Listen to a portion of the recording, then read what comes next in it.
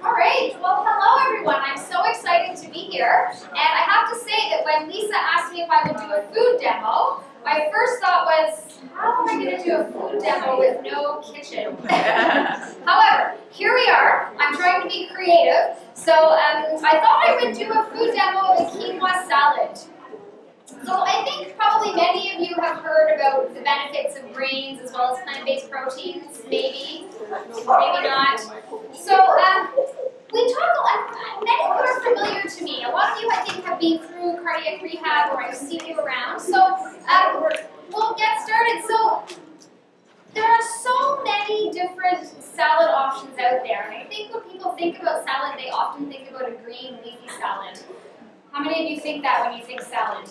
Most of you. Okay, I'm going to shift your thinking a little bit. Now, we also have some samples of these salads that are going to come in afterwards.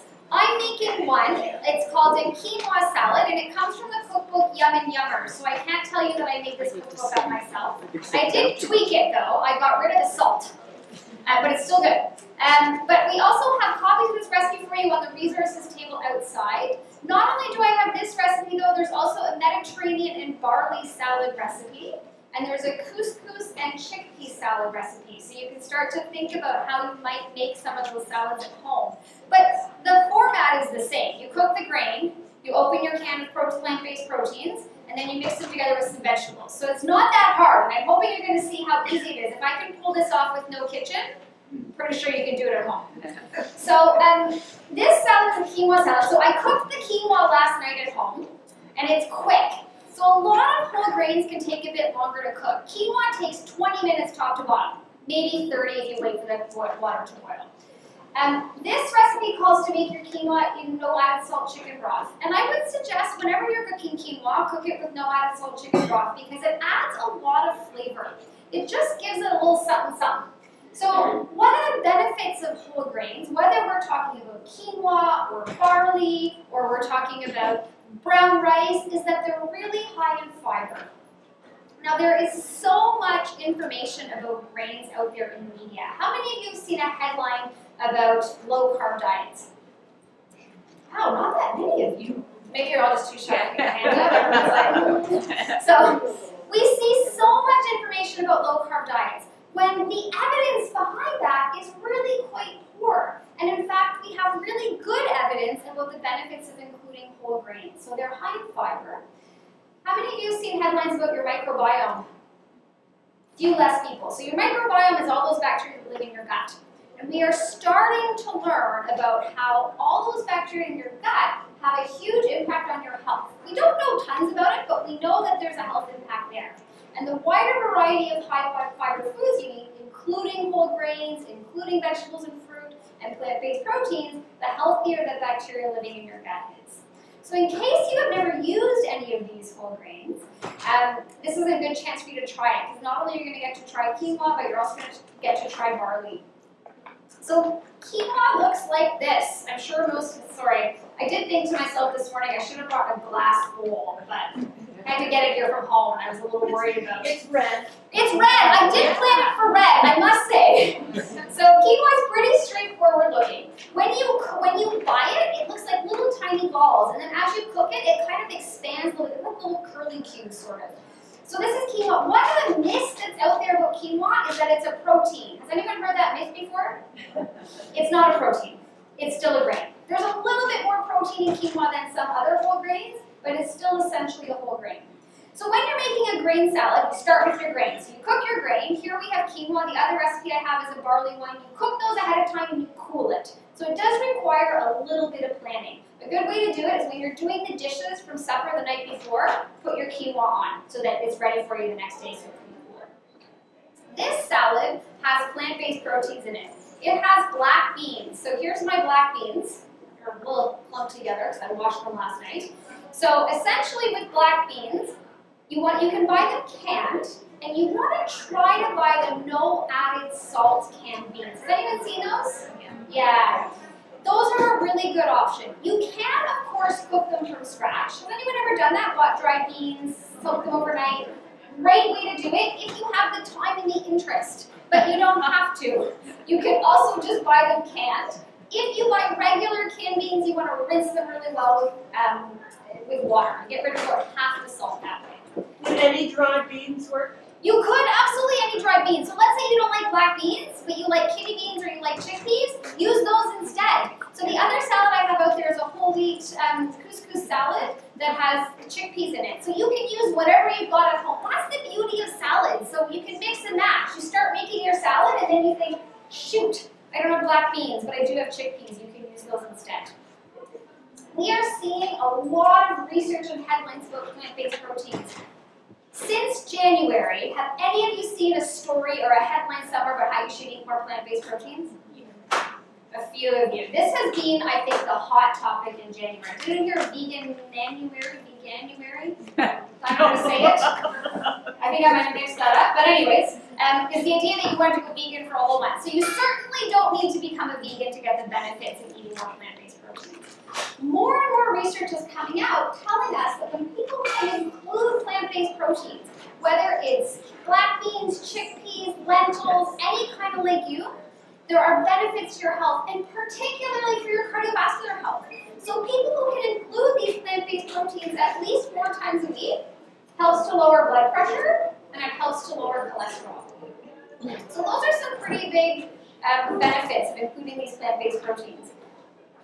They also taste good. So hopefully you're all going to get to sample these, so you're going to see that they do actually taste good. So then you just add it to your quinoa. Super simple. And then you kind of mix it up. I did try to have all red bowls, but I just didn't have that many red bowls at home.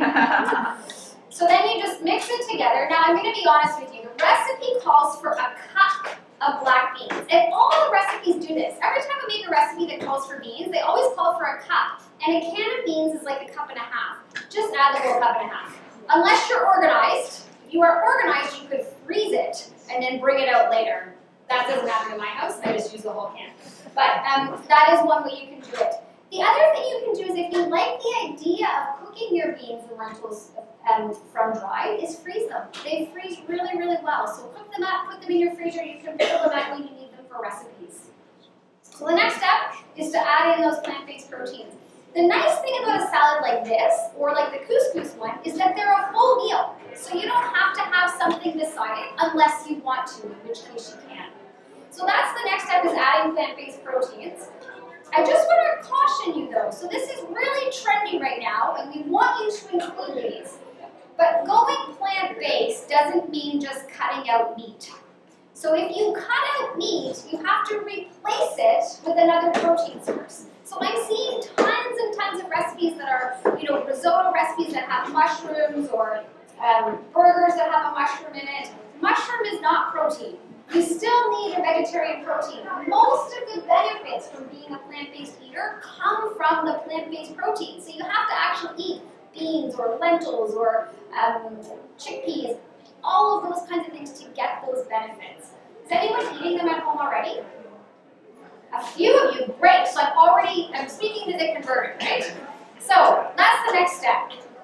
Then you want to add some vegetables. So I've done all the chopping already. I did it at my desk this morning. What so I wanted to make sure it was fresh. I share my office, and my office mate was like, oh, it smells like green onions. It smells delicious. So this recipe calls for tomatoes. So I just bought grape tomatoes, and I cut them in half. Easy. Took me the whole thing took me 20 minutes to prepare, not long at all. If it's summer and you are growing garden tomatoes in your backyard, you can use whatever tomatoes you've got. The other tip I have for you is if you are making a big batch of salad and you only have 2 or 3 people at home, so you're going to keep this for leftovers for a day or 2, add your tomatoes when you eat it. Otherwise they get a bit soggy and they leave your salad a bit soggy. So if you're going to eat the whole thing, add it. But if not, keep it and then add it as you need it. So really easy to do, you just chop them in half. So then you add those.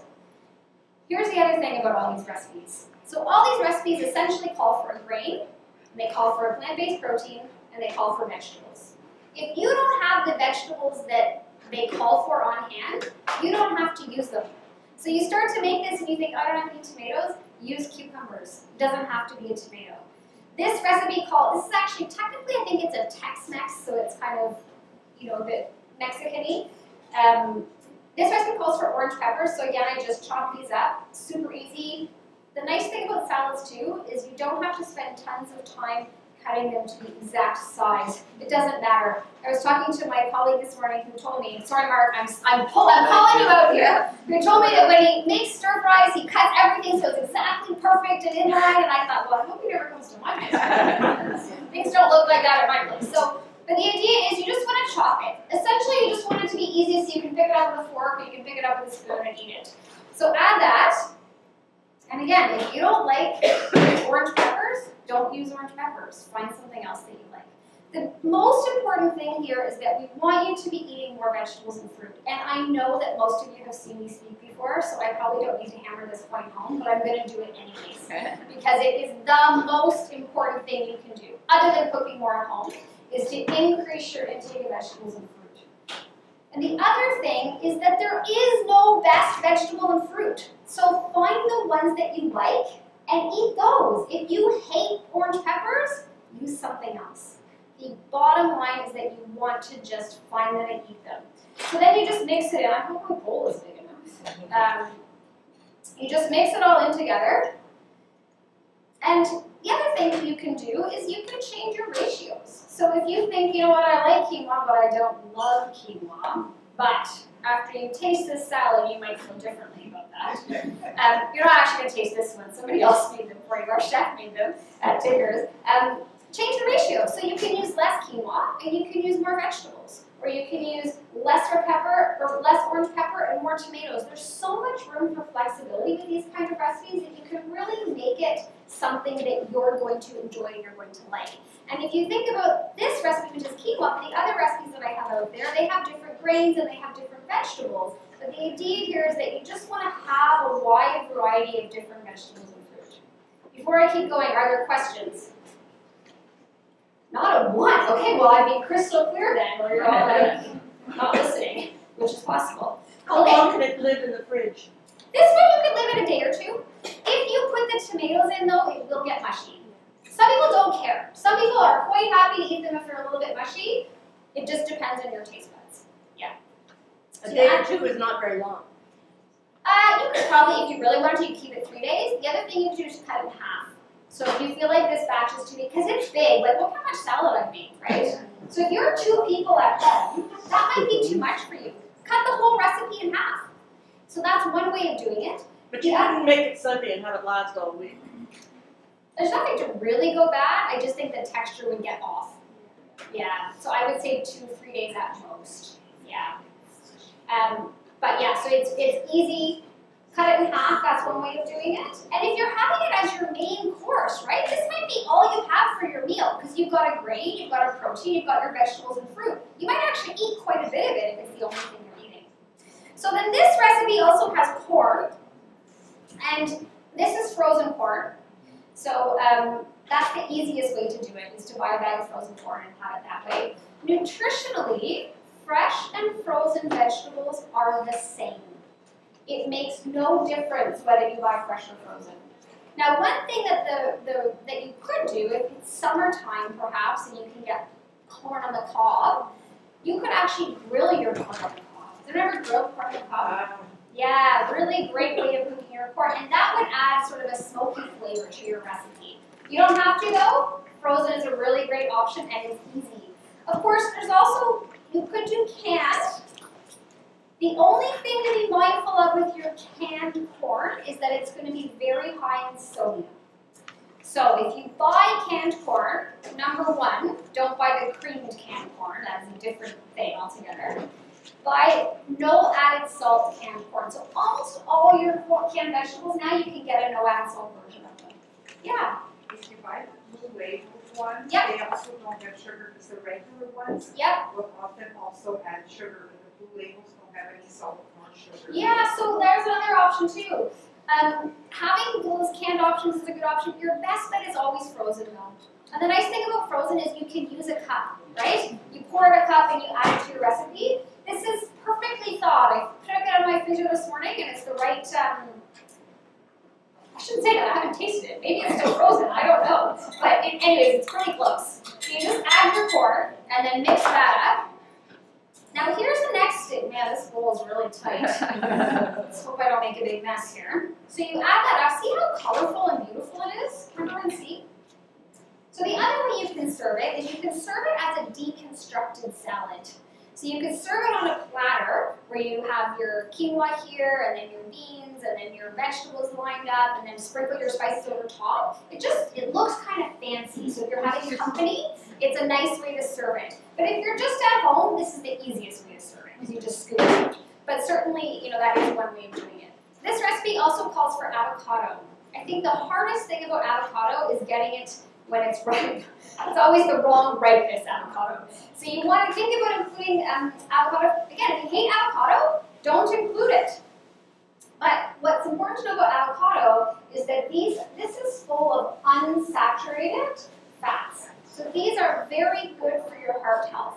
Many of you, I think, have attended some of my nutrition workshops, so you'll have heard this. But unsaturated fats are those plant-based fats. So avocado is an example, olive oil is an example. Avocado oil is very popular right now. That's another example. But it could also just be canola oil or vegetable oil. All those plant-based oils are very good for your heart health. So you don't need to feel concerned about including them. They add a lot of flavor. One of the things you mind about avocados, though, they don't have any protein in them.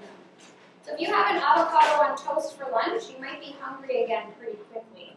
But you can sprinkle some black beans on top of it, or make like a paste to put underneath it. That would be one way of increasing the protein. So in the avocado goes, maybe. This I did cut just before, because I didn't want it to go brown. But the trick for that is that you can just drip a little bit of lemon juice or lime juice, and it will keep it from going brown pretty, not forever, but it slows down that browning effect.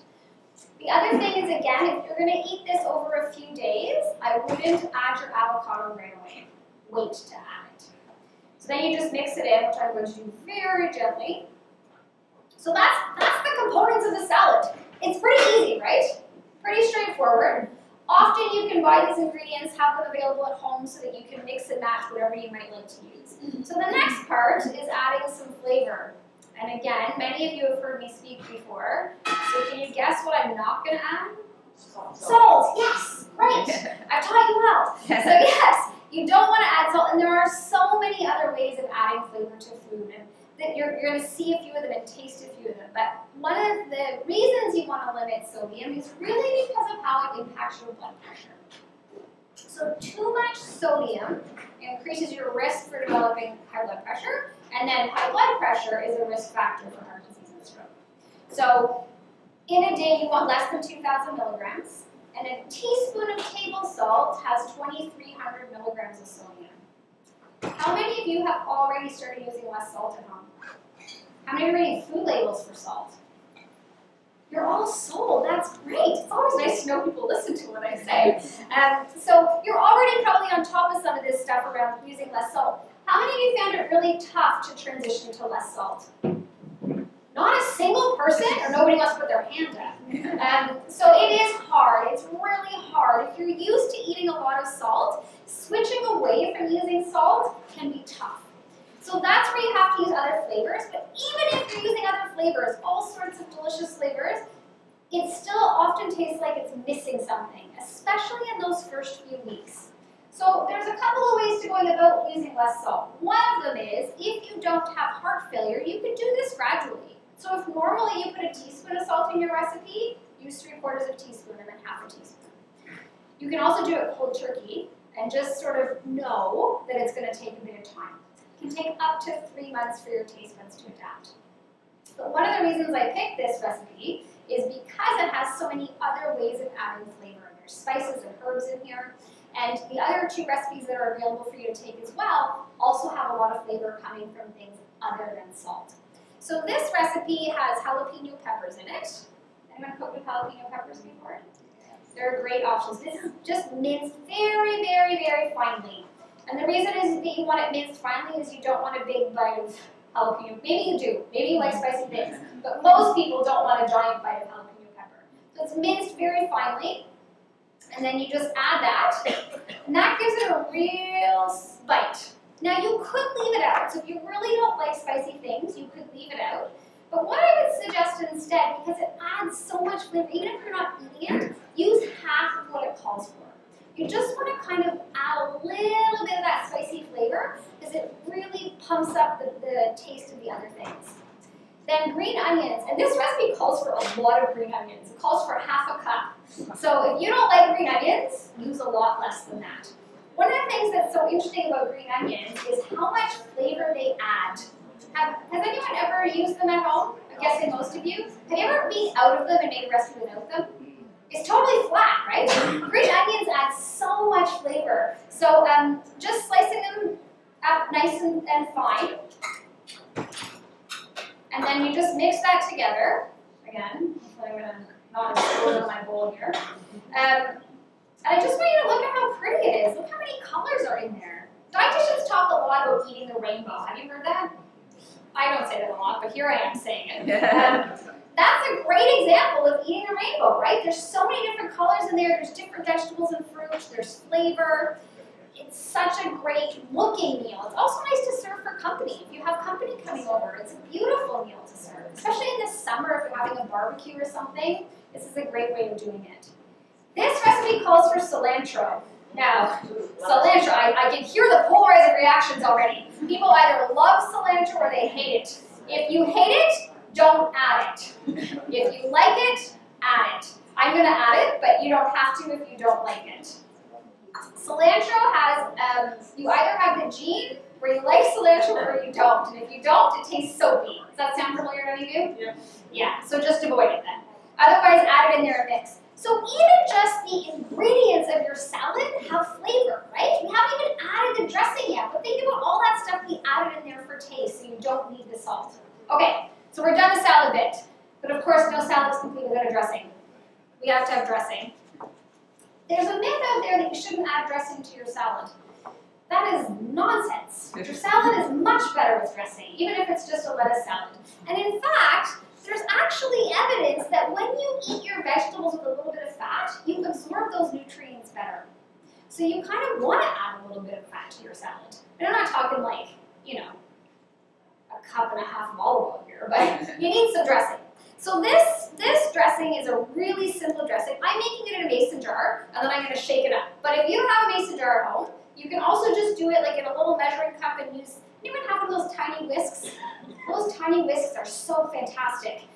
They're also a great toy for kids if you have grandkids or nieces and nephews. So that you whisk everything together, or if you're lazy, you don't want to wash another dish, you do it in a mason jar. So this recipe calls for olive oil.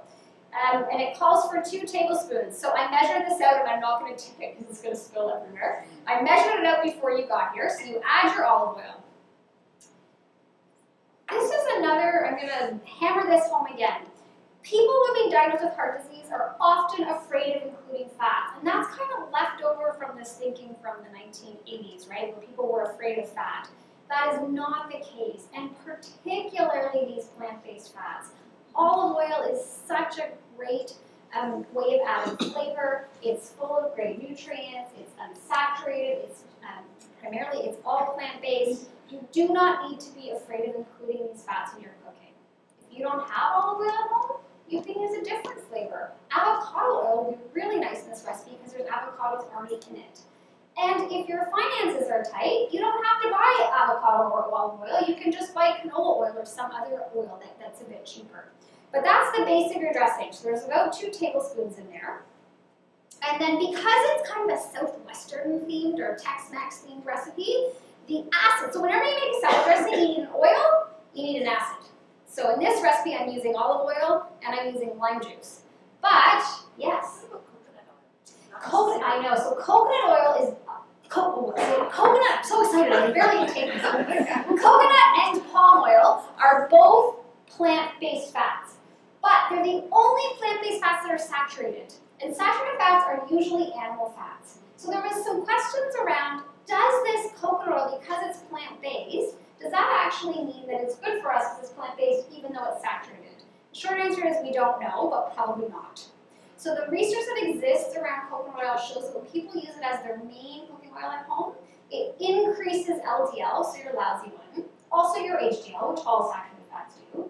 So you probably don't want to be using coconut oil as your main fat at home. But if it adds flavor to a recipe, using it once in a while will be fine.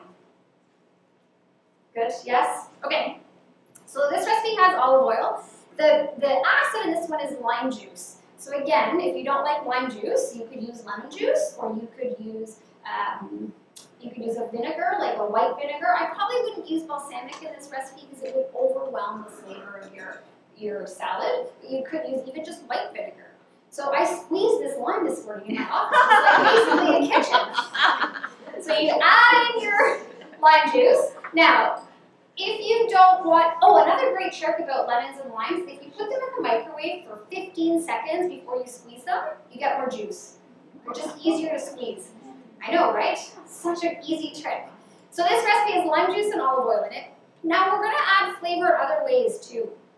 So this recipe actually calls for cumin and chili powder. I measured these out at home. Brought them in these cute little containers.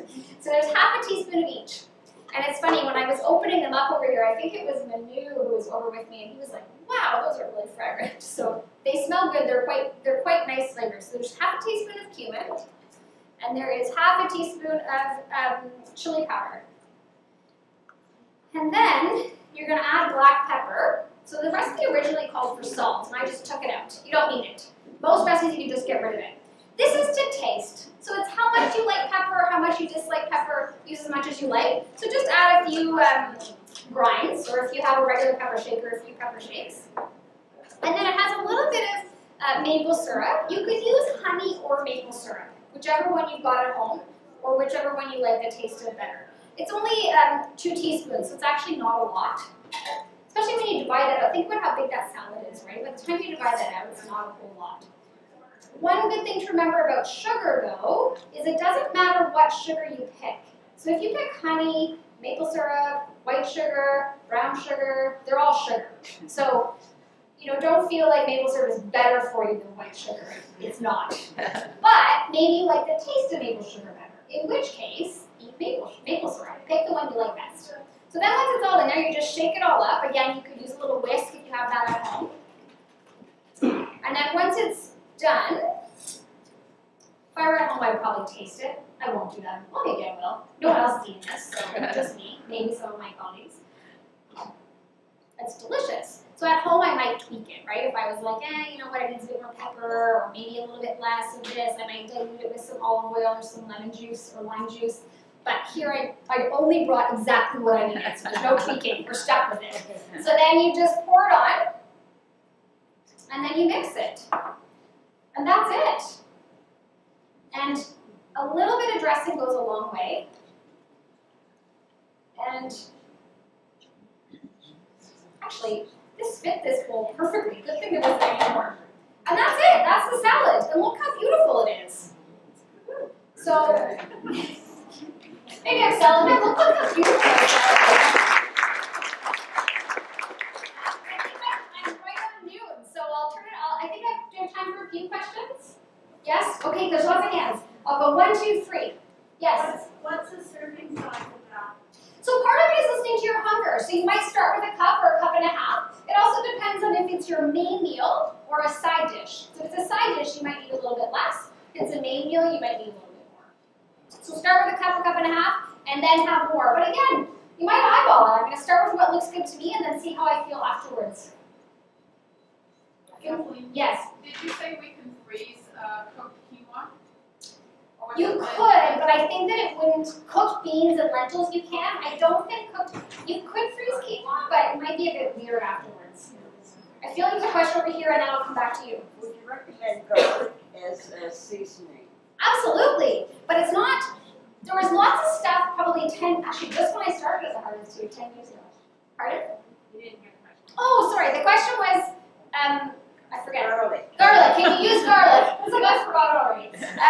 So can you use garlic? Absolutely. It's a great way of adding flavor. Same with onions. Great aromatics, especially if you put it in hot oil. There's no better way to feel like you're really cooking something than adding onions and garlic to your oil. You feel like, okay, I'm really cooking. But it's probably not. It's not doing huge benefits for your health. So there was a lot of talk, probably 10 years ago, that eating garlic would help you to reduce your cholesterol. That hasn't been shown to be true. But because you're adding flavor and using less salt, it's going to be good for your health overall. Your Mediterranean barley rice Yeah. salad doesn't have a plant-based protein. You're right, yeah. It's just on the feta cheese. Yeah, so Now, that would be, how bad is the feta cheese with the salt and the cholesterol? yeah. So I'm gonna do two things there. One is that would be a great side salad, or you could add chickpeas, which would make it a protein. There's not that much feta in that recipe. By the time you divide it out over the number of portions, it would be fine to include. All cheese has salt in it or sodium in it, so you want to be, a bit mindful about how much you're eating. But a really great way to use some of those things, especially things like feta, which have so much flavor, is almost like a condiment. So you just add a little bit, and the flavor goes a long way. You'll tell me when I have to stop, right, Lisa? Probably just maybe 2 more questions. Perfect. 1, 2, 3. I'll let 3 because you know how many hands. Farmboy actually has a feta that you can buy in the club feta. It's less salt. There you go. So Farmboy, you can buy a lower sodium feta. Question here, and then we'll wrap it up. Yes? Is the difference in white rice and brown rice? Yeah, so the advantage of brown rice is it has more fiber in it. It's the whole grain, same with wild rice, whereas the white rice is more a refined carbohydrate, not a lot of fiber in it. One last question, and then I'll stick around at the end if people have other questions. How do you know the nutritional value of your serving? How much protein? Yeah. So if you want to, you could there are programs online where you can put all your ingredients in and say how many you got and then it will tell you. You probably don't need to do that though. Great, well thanks so much everyone.